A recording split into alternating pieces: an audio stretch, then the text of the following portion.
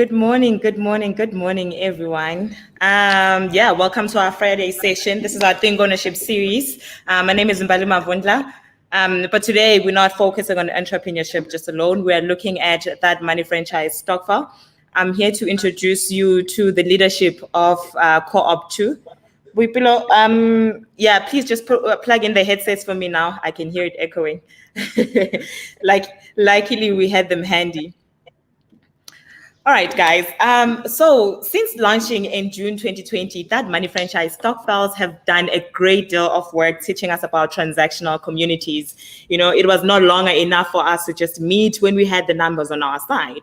Since launching the first store in December 2020, that money has gathered the masses to raise capital, create jobs, and afford small businesses a chance to trade within the co-op. Over 200 people from our communities have pitched in to create something new, something inclusive, and economically beneficial for the ones involved. And because there's 100 people for each franchise store, our thinking was designed around shared consumption of a democratic economy. That means having direct control of our economy, means that the money spent in these stores circulates amongst the selected 100 people, the SMMEs who are supplying, and everybody else who's getting their share of their royalties. And I just need to say, what a way to share profits. One member equals one vote as opposed to one share, one vote. Now, today I'm joined by Co-op2 chairperson, Miss Boipelo Nkadimeng. Boipelo, are you good? I'm very good, thank you, Mbali. How are you? I'm all right. Thank you. Happy Friday. Let me just read your profile a bit just to let everybody in on who's Boipelo and the projects that you are championing in the Vanguard. Boipelo has over 20 years of industry experience and consulting, with particular experience in transformation, broad-based Black economic empowerment and management consulting in the FMCG, mining, resources, telecommunications, and public sector, as well as financial and risk management, reporting in the financial services sector. Her management consulting experience has given her the ability to gain knowledge in various industries fairly quickly.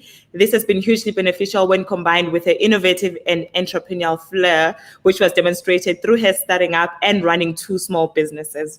Additionally, her industry experience has helped her understand the financial banking industry and some of the issues that are particularly unique to this industry within the South African context. I couldn't go through the pretty extensive profile, but I picked up a few things here and there. And I just want to say, you have over 20 years of experience. It doesn't show. Where have the years gone? They should be showing on your face. Thanks. Now, such a charmer.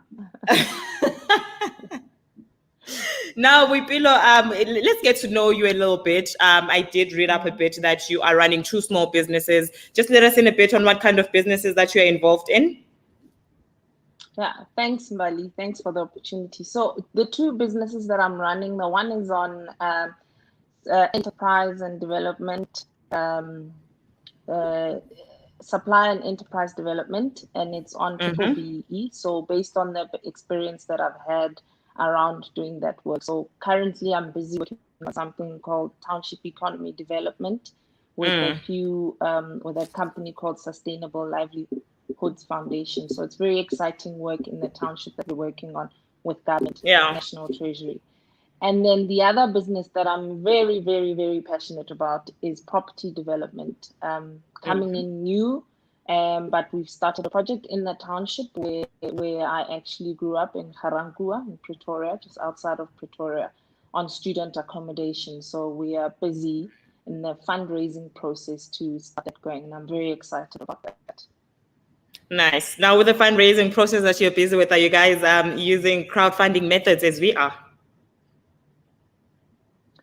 Not yet, but we are looking at, we're still using the traditional methods. So we're talking with the FDIs, your financial development institutions. So that's where we are, your NEF and GPF. That's where we are playing at the moment. But yeah, I'm very keen to understand more on the crowdfunding side, how we can actually use it to help what we're doing. I really think it's an exciting space and I want to learn more about it. Most definitely. Just having this conversation with you, we haven't even dived deep. I just feel like if I don't have my economics in check, you're gonna, I'm gonna find myself in trouble with you. Not at all. Not at all. Now let's talk that money franchise Stockfell. How actually did you end up joining the Yes. community and getting involved with the work that is being done? So, I mean, I know the hookup dinner from my days. I used to work for the South African Brewery. So I know, Mm-hmm. Oh, Obolebo when they started out. So I know them from then and the work that they were doing then. So we worked quite a lot with them way back yeah, to when they were starting out. So I knew them and I liked what they were doing. So I always kept check, or I was always watching what they were up to and what they were doing. And it always was very close to my heart. Once you're in enterprise development, you always are. And for those of us yes, who love small businesses, we watch them, and the idea being they will grow, and not stay small yeah, forever. And so so that's how I got to see all the things that they were doing around Third Bank, the People's Bank, everything that they've been involved in, and I've been following it and the stock. And so when this opportunity around franchising came up, I said, hang on, I've been talking to Lebo and them and saying, oh, great work and doing all of this. And I said to him, Lebo, actually, I want to get involved. Enough yeah. of, talking and saying we support without putting our money where our mouths are. And that's how I got involved. And I love the model. It's innovative, and it's a nice way to disrupt what's happening in the market now in a positive way. Yeah, I love that. And now, first of all, congratulations. You were elected by members democratically so, and they think that you are the right person to lead the group of 100. Now, they have clearly trusted you with this task. I would call it daunting, but there's profit involved. So we must be very careful when we attach negative Yeah. connotations to money. And knowing that you're going to be in this position for the next 5 years, trusted by members who voted you in, how does your current role differ from past projects? Well, firstly, it's voluntary, right? But secondly, Mm, it's something that I want to do and that I'm yeah, passionate about. I mean, yeah, I'm all about economic inclusion, and for me, this is very important. Like I said, the model that's being used, and 100 of us coming together, we each wouldn't be able to perhaps raise the funds to start a franchise. But here we are together, 100 of us with money, no debt, coming in and saying we are doing this and we're in this for yes, the long haul. That's exciting yes, stuff. For me, that's yes. what it's about. We haven't waited for government or for someone to say, yay, here's a leg up. We're saying, what do we have? What can we do? And that's what makes Mm-hmm. this model so exciting. We're doing it Yeah, ourselves and saying, look, how do we get this going? So for me, that's the big thing. And it's our money. And after 5 years, yeah, we'll actually get to reap the benefits. So for me, that's what makes it different. It's you're getting involved, and in 5 years' time, in anticipation of seeing this baby grow and become into this business that you've put your hard-earned sweat and capital into it. And yeah. that's what it's about. I think so too. Now, the last time we caught up with that money, we heard that Co-op2 was in fact the group 2 was transitioning to a fully fledged co-op, and now that has been done. Are we ready to open doors and start trading in February? Is that the plan? So that was the plan. But if anybody knows Mm-hmm. anything about business, you roll with the punches. The plan has changed slightly because the site that we're looking at, we've had a few issues that we're looking into and to Mm, solve. So we moved the mm. date out to April. So we will Okay. be now launching in April. But all the work is happening in the background. There's lots of work Yes. in between, Yes. kind of opening a store and transitioning from co-op. So making sure that we have all the processes in place and so forth. So we're busy with that. And we're looking to open up in April and start trading in April. So we're still finalizing, tying up some loose ends on some of the issues we had, particularly the site. But once that's Mm. resolved, and we have no doubt it will be resolved soon, then we will definitely be communicating the dates to everyone, and I can't wait. I actually can't wait. It's going to be very exciting. I think it's exciting stuff. Now, we did communicate before that we'll be launching the store in Soweto. Now, does that plan still stand, even if we're not winning with the site? But are we still looking in Gauteng? Are we still looking in Soweto? Or we're just expanding our opportunities right now for what best fits us? So, yes. So firstly, obviously, Soweto is where we would love to be. That's our first love. That's where we would ideally want to be, and we're looking to see if we can't stay in Soweto. But if we can't, we are definitely looking into other areas. We're looking into Muslakeng, we're looking into Secunda. We've got backups of areas that we could go into immediately. But we're trying to see if we can't stay in Soweto, because that's where we would ideally want to be. So Soweto is not off the table yet. But we do have options, because when one is running, a business, you've got to make up or have backup plans if things don't go according to your first plan. True. Now, in terms of the work that you do, with township development, the perception is that Black people don't do co-ops. What has been your experience with, coming to lead a co-op now? Are there other co-ops that we don't know about? Is there information that's not documented that we are missing out on? And now that we are coming out to saying, no, there aren't enough Black co-ops to help us, navigate our way around. So, I mean, there's historically, there's always been that perception, but there are Black co-ops, and I think a lot of us were like, oh, co-ops, we know of the stories of co-ops that didn't work. There are many of them that haven't worked, but there are a lot of them as well that have worked. I mean, I can say, for example, when I was at SAB, there was Women in Maize, and that was looking at helping women farmers to actually supply SAB with maize. And those co-ops worked really well. It was clear. They had real constitutions, who's working where, how the money is made, how they share the equipment, and when it's harvesting, when the yields are out, who will, we gave, at the time, SAB gave quite a lot of support, but they were working well together. And so this notion that co-ops don't work isn't true, especially if you put the right processes in place, governance, and everybody is clear on what's expected from them, then they work like anything else, And so for me, that Woman in Maize is a recent example of how co-ops can work to change people's lives and livelihoods, I agree. Yeah. Now, speaking to Black economic empowerment and taking into consideration the clear divide of wealth distribution in our country, how would you advise someone who's not part of a community that enables them to have an income outside of their regular job? Firstly, I would say that one needs to look at something that they're passionate about, whatever it is, but also make sure that you're solving a problem or a need that's there, because it's one thing if you're passionate and it doesn't make the economic sense, then you're not going to make any money. And then also to then talk to people that you think would like this beforehand and say, I'm thinking of doing this. What do you think? And then you start small, but most importantly, you start. Because I think procrastination is the biggest killer. And I know I've personally suffered from that. You think about something for so long. For example, for me, when I was still working, that's when I started with the property development and the property business. But I was so slow, and I was always, I'll do it.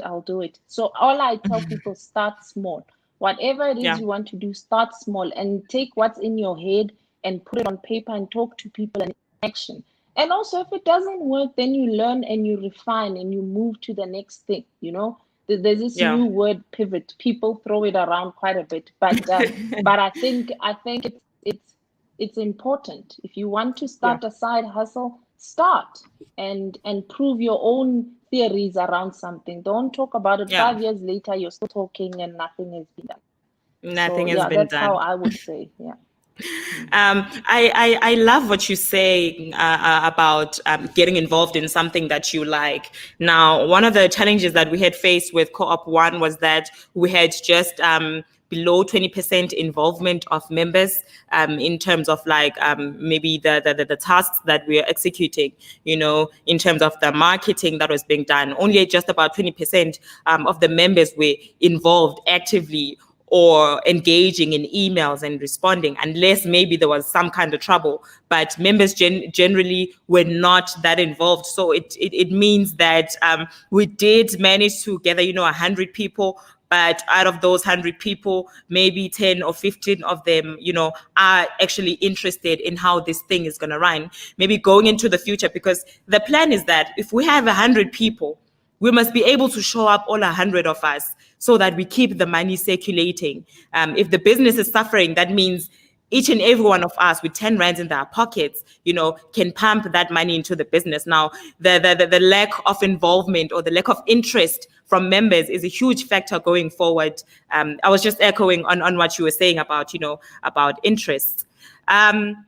Now, speaking of the involved of SMMEs as suppliers of products and services, this was very intentional, as a growth strategy for our co-op. Now, for the first store, we are just 2 months in. Unfortunately, we don't have someone to give us the feedback on what's happening right now.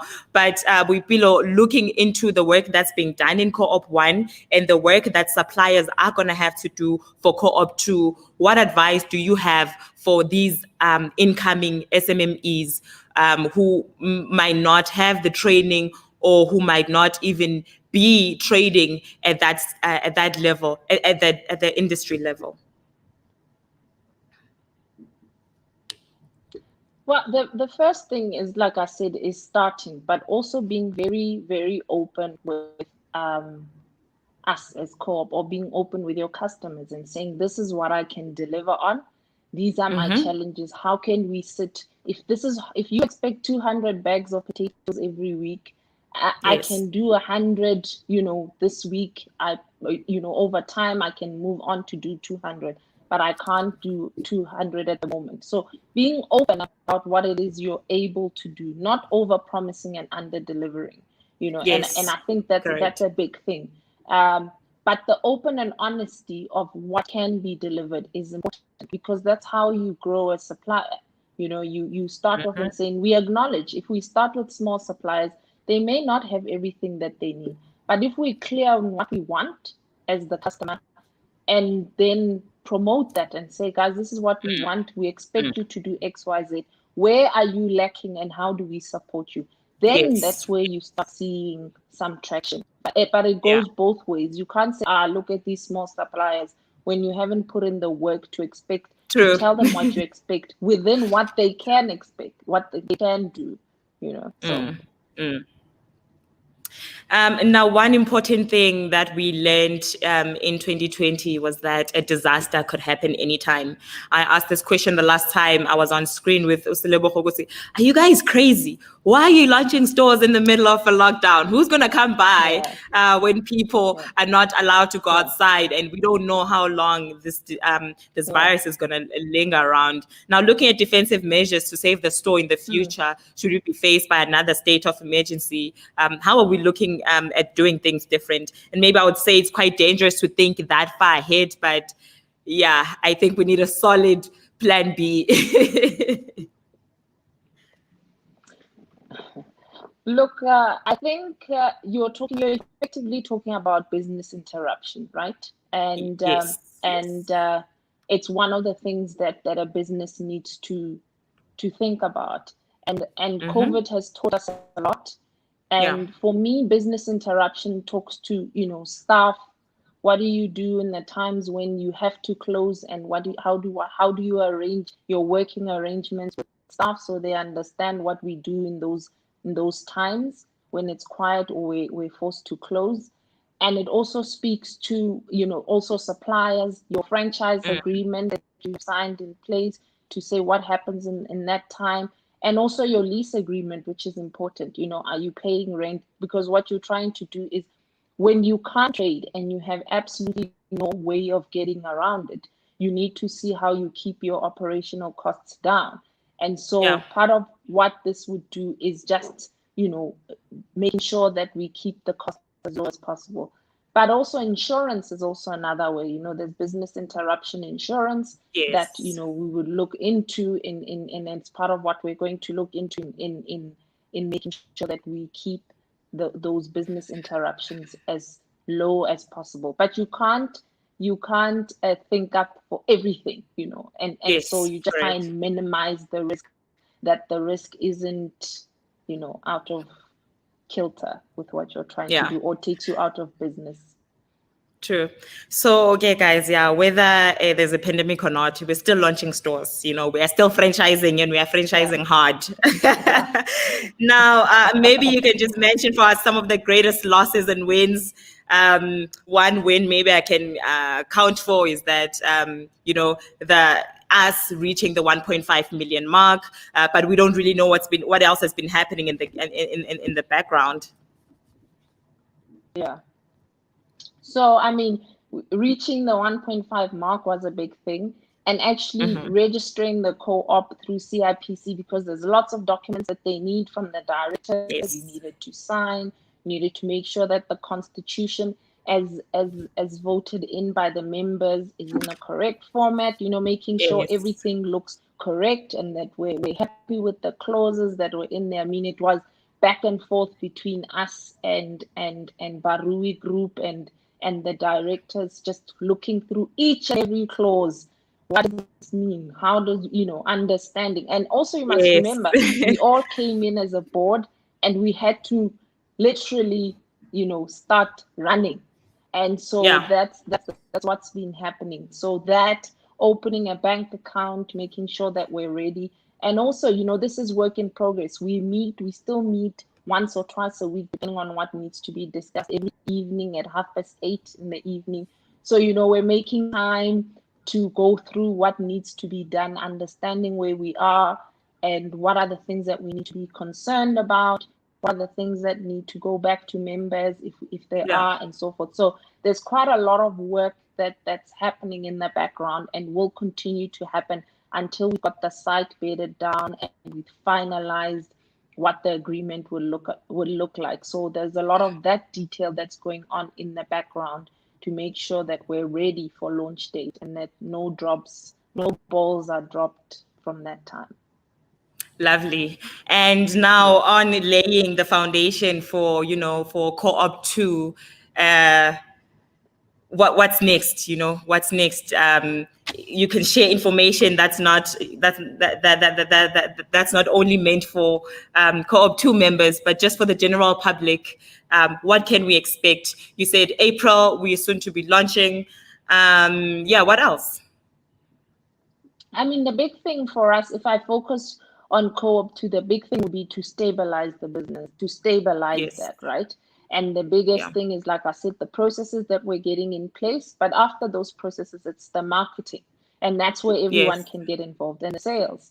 So the more people that know about us and where we are and what we're doing, the better. And the more we open it up to everyone. That's the big thing. And if we can get to a point where we're stable, we've got staff that's trained, we've already capacitated everyone that needs to be there, and everybody knows what needs to happen, that's big. And then everybody knows that we're there and actually comes to buy, right? Because that's what this is a business, and if people are willing to part with their hard-earned money in our store, that's fantastic. So that's what we have on Co-op2.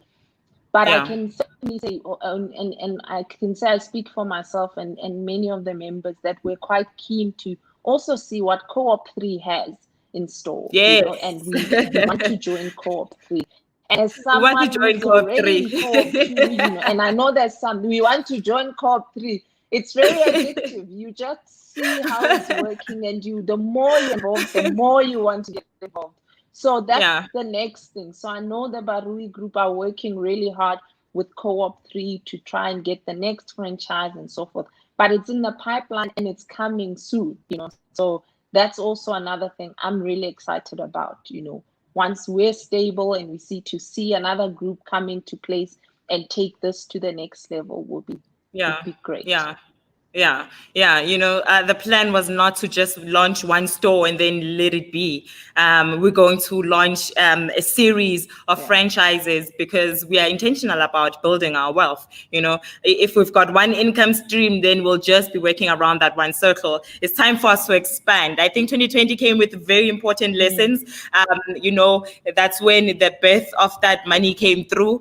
But now it's time for us to scale. Now that we know exactly what it is we're doing, it's going to be very much easier for us to scale. Now, speaking to Group 3, we're taking in new members. Group 3 is open, so it's open for the general public. If you'd like to know what's happening, please go to that.africa and then press and click on register so that you'll get the info pack that explains everything that's going to be happening once you join. But otherwise, thank you, Boipelo. Thank you so much for joining us this Friday. Do you have any parting shots for us before we let you go? Just to say thank you very much on behalf of myself and the board to all the members of Co-op2 for entrusting us to be your leaders and to take this co-op to the next level. We don't take it lightly, but we appreciate the trust, humility that you have entrusted in us to take the business to the next level. And we promise you we're doing our best and only the best to get it to where it needs to be. So thank you very much. I can't say that enough. Thank you for that, Boipelo. And I believe the members trust Uguti, they made a good choice.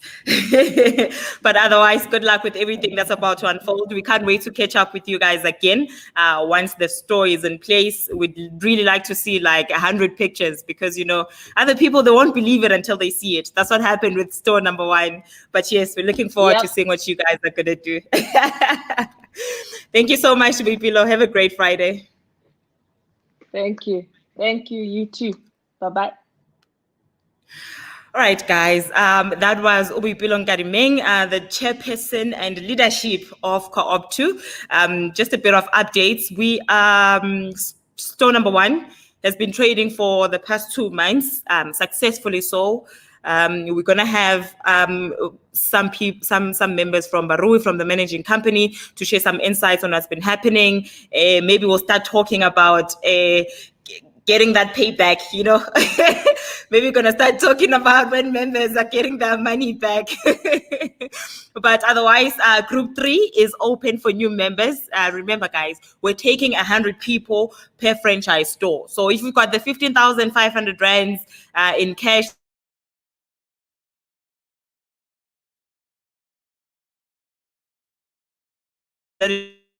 just yes. Otherwise, catch up next Friday. Think ownership.